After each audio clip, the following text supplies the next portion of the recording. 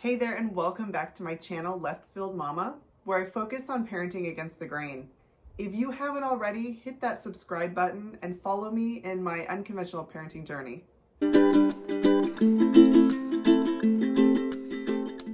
Today I thought we would talk about one of the more challenging things about being a parent, and that's the actual parenting part.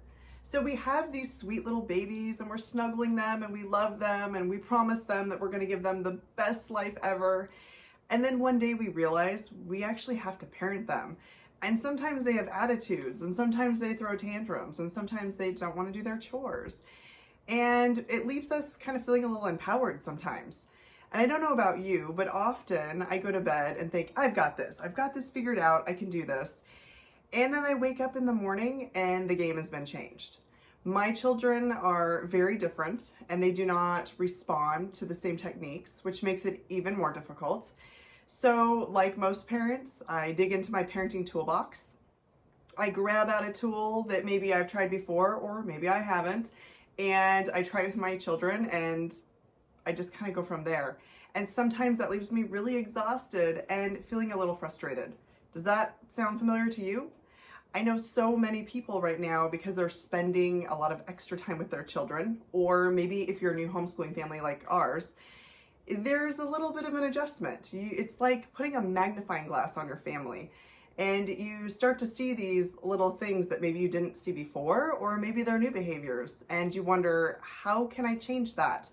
For our family, we are really trying hard to cultivate growth mindset in our children, and we just really want them to not be entitled and to really want to contribute to society. So what we do with them as young children and early teens will affect the choices they make later. And we all know that. So what do? Today I want to share with you one tool that has really helped our family and certainly guided us in this journey. So now that I've probably piqued your interest, I want to share with you one of the tools that our family has found to be very valuable. And that tool is this book, The Me Epidemic by Amy McCready. If you haven't heard of this book, I highly suggest that you either download it and listen to it or purchase this book. This truly will become your parenting Bible. We have been basically raising our children according to what she has in this book for the last 3 years, and it really has made a difference.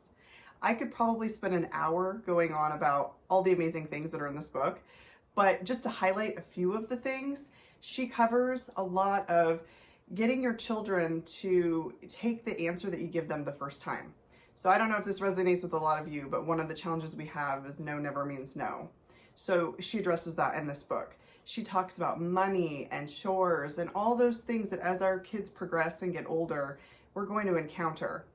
Some of the things that I love in this book is she talks about lawnmower parents and how do we keep our children safe, but also allow them to experience life, even when that might be just a consequence. It's so easy for us to not want our kids to suffer, but she talks a lot about how important that is for our children to have those experiences.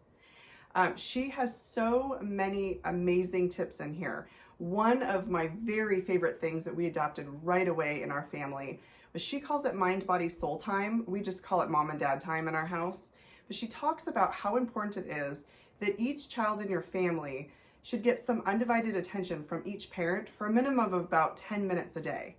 It sounds like a lot, especially when we're busy and we're working, but what we found is if we could carve out, even if it's only 5 minutes, but we try to strive for at least 10, and we let the child basically pick the activity, and it's no interruptions, just 10 minutes with each adult, with each kid, and then we trade, it feeds their soul.